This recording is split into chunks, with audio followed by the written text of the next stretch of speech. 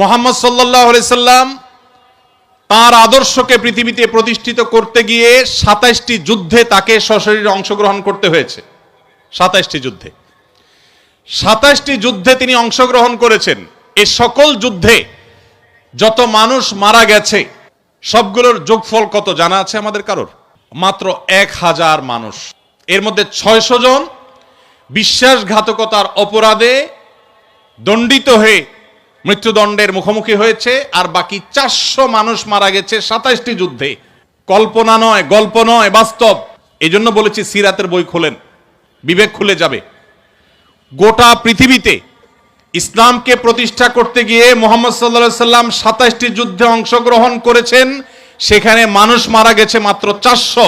৪০০ মানুষের জীবনের বিনিময়ে ৪০০ মানুষের মূল্য, এটা দিয়ে গোটা বিশ্বে ইসলামকে প্রতিষ্ঠিত